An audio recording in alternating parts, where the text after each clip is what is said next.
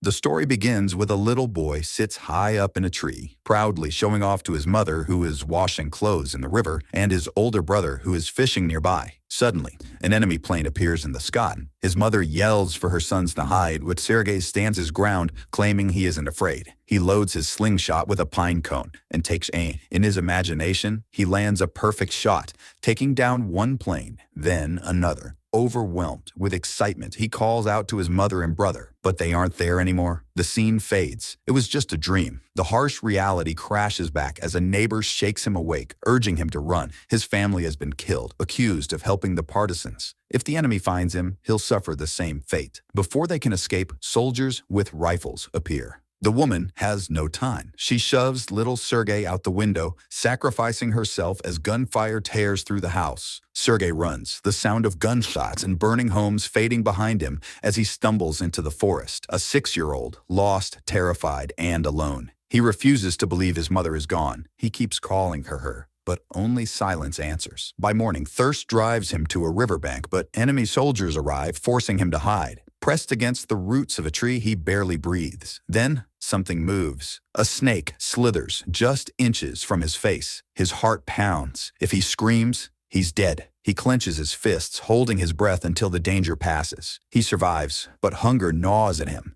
He scours the ground for scraps of food left by the soldiers. It's barely enough, but he pushes forward, his small body weak and exhausted. Through mud and swamps, he trudges on. The roar of artillery fills the air, shaking the ground beneath his feet. At night, shadows in the forest morph into creatures, taunting him. He shouts at them, daring them to come closer, to see that he isn't afraid. The only peace he finds is in his dreams, where his mother pours fresh milk for him and his brother. But his strength is failing. His legs give out. He can barely keep his eyes open. In a daze, he sees a small hedgehog scurrying nearby and whispers, asking it to find help. At the last moment, help comes.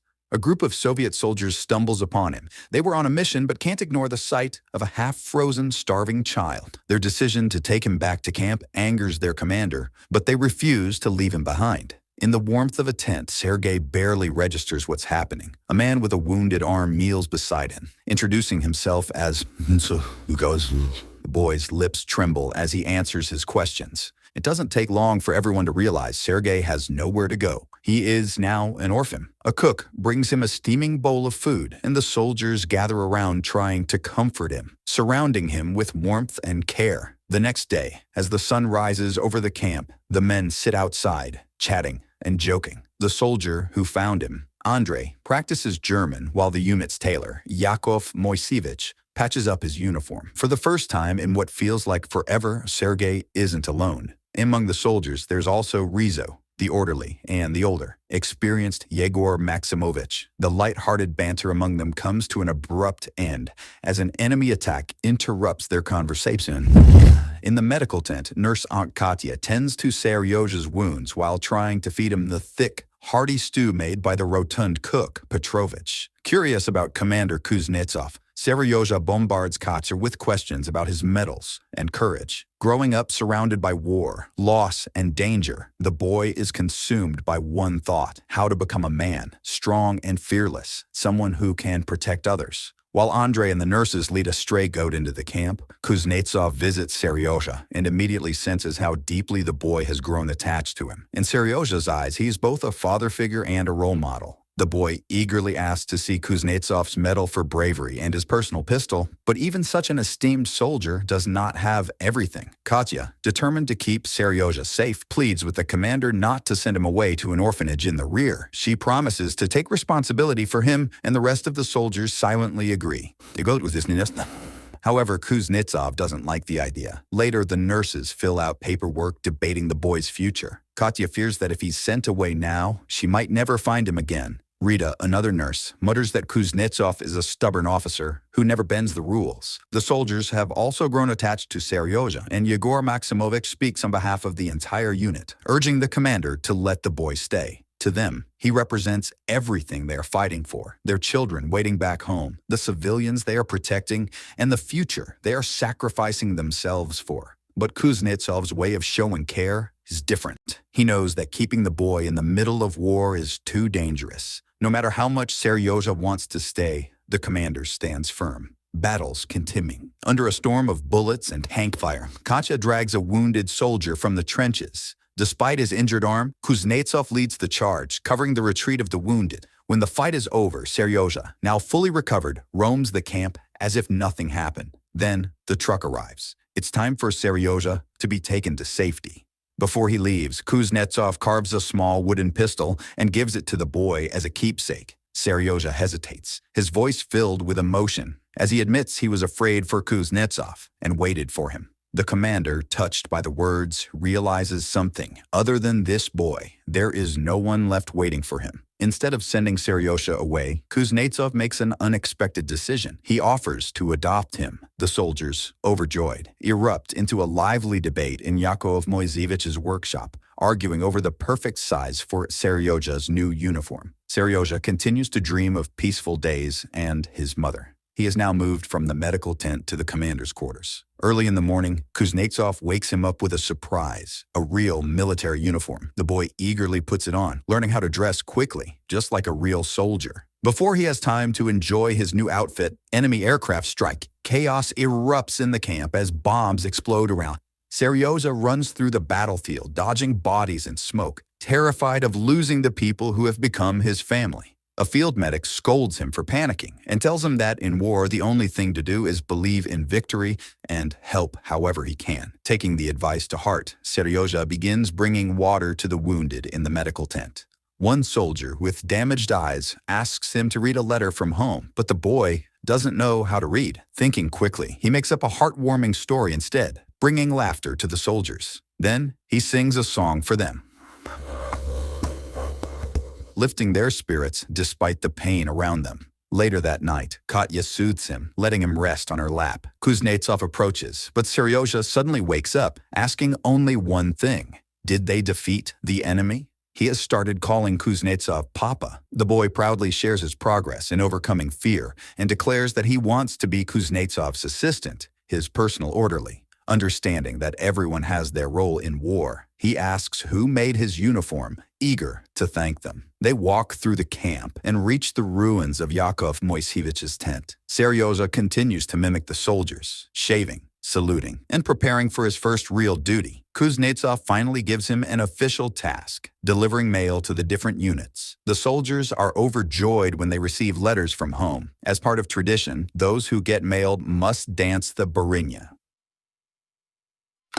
as a celebration, something Seryozha finds both amusing and heartwarming. One day, while wandering near the river with binoculars, he spots something unusual, a foot sticking out from a haystack. Rushing back to camp, he reports it to Andrei and convinces the scouts to investigate. Meanwhile, Kuznetsov and his driver pick up Katya and Rita, who were out collecting berries. Rita playfully asks Kuznetsov who is waiting for him back home, but he simply states that he has no one. The scouts reach the haystack and set it on fire, forcing out two hidden enemy scouts who are quickly captured. Seryozha returns to his mail duties, but feels a heavy weight in his heart when he realizes that not all the soldiers make it back to receive their letters and dance. His efforts do not go unnoticed, and he longs to have a real weapon and an official rank. Finally, the adoption papers arrive. Seryozha is officially staying with the regiment. Excited, Kuznetsov and Seryozha hurry to share the news with Katya. They find her by the river, but they're not the only ones looking for her. A soldier has been pursuing her with unwanted attention,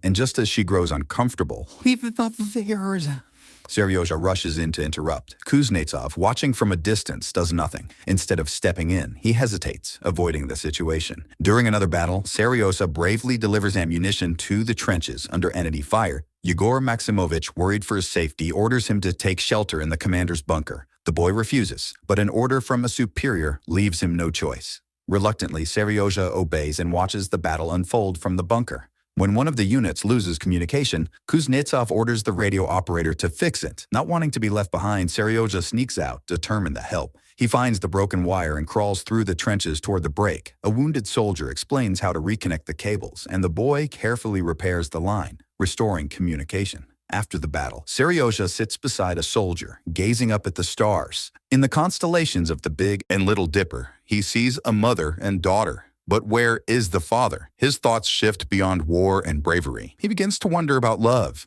What does it mean to love someone? The question lingers in his mind until the next day when he rushes to Katya, claiming that his father is very sick. Panicked, she drops everything to help, only to find Kuznetsov peacefully sleeping, completely fine. Seryozha had lied, hoping to push the two adults toward each other. To him, their feelings are obvious, but Kuznetsov remained silent. Katya, embarrassed and frustrated, runs off, and Kuznetsov, after a brief hesitation, finally chases after her. A new arrival in the camp, an instructor named Kolya, introduces the soldiers to trained service dogs. Seryozha is fascinated. These dogs assist in battle, carrying first aid supplies and keeping wounded soldiers awake. Watching them work, he realizes that even animals have their own role in war. Eager to experience their skills firsthand, Seryozha begs for a ride on a sled pulled by the dogs, but as soon as they take off, a stray cat dashes across their path, sending the dogs into a frenzy. They bolt after it, dragging Seryozha straight toward a minefield. At the last second, Rizzo speeds in on his motorcycle, blocking the path and saving the boy just in time. Meanwhile, Kuznetsov finally catches up to Katya. Once again, he hesitates, his usual battlefield confidence crumbling in front of her. But this time, he manages to say something. Just enough. Their moment is cut short when orders arrive. The regiment must move out at dawn. The soldiers march along a rural road, eventually stopping in a village where they stay with the locals. For the first time in a long while, Seryozha meets children his own age. As they sit in the warm kitchen, the house's owner casually points to a gaping hole in the floor, a remnant of a German bomb that tore through the roof and floor before, by sheer luck, failing to detonate. Suddenly, a shout rings out. Everyone scrambles outside as Kuznetsov orders sappers to be brought in immediately. The bomb is carefully removed, and with the danger cleared, the regiment resumes its journey. But just as they continue forward, the convoy hit the landmine. The explosion sends Seryozha flying from the vehicle. Dazed but miraculously unharmed, he pulls himself up, only to see that others weren't as lucky. Rizzo, who had saved him just hours ago, won't be continuing the fight. The war is over for him. The regiment finally reaches the main army camp, where Seryozha and Kuznetsov are brought before the general. Always eager for responsibility, the boy asks for another task, and he is assigned to the second company to inspect their equipment. But when he arrives, the soldiers don't take him seriously. Instead of checking supplies, they offer him tea and chocolate, amused by the little boy playing soldier. Yet Seryozha, determined to prove himself, refuses the treats. When the time comes, the second company lines up, ready for inspection. Seryozha doesn't know how to write, but the resourceful boy finds a way around it. He asks an officer to write a list of soldiers with torn boots for him, making sure they get replacements. The general is pleased with his initiative, but Seryozha sees an even bigger opportunity. Without hesitation, he turns to the high-ranking officer and makes a bold request, asking for official permission to let his papa and their Katya get married. The division is honored with the title of Guards, a prestigious recognition of their bravery. Seryozha, ever the dreamer, imagines himself stepping forward, receiving a Medal of Honor in front of all his comrades. As he walks past the ranks, he sees the faces of those who have become his family. Andrei, who first found him, kind-hearted Rizzo, wise Yakov Moisevich, and many others, both living and fallen. In his mind, they all look at him with pride. But just as he drifts into his dreams, harsh reality crashes down. He and Nikolai are caught in a direct airstrike. Explosions shake the ground, and as Seryozha scrambles for cover in a trench, he watches in horror as the commander's bunker collapses under the impact. Seryozha rushes to the debris, trying to move the heavy beams trapping Nikolai. His small hands grasp at the wood. His muscles strain, but it's no use. Desperate, he runs to find help. Soldiers race to the scene and manage to pull their commander from the wreckage. Nikolai is severely injured, but alive. In the field hospital, Katya cares for him, while Seryozha visits every chance he gets. The boy clutches his hand, holding back tears, but the sight of the wounded man who became his father overwhelms him. Nikolai, weak but still trying to be strong for him, reminds him that men don't cry. But this time, Seryozha can't stop the tears. This story is based on real events in the life of 6-year-old Seryozha Oleshkov, who fought alongside Soviet soldiers in the Battle of Stalingrad, marched with his regiment all the way to Poland, and was awarded the Medal for Combat Merit.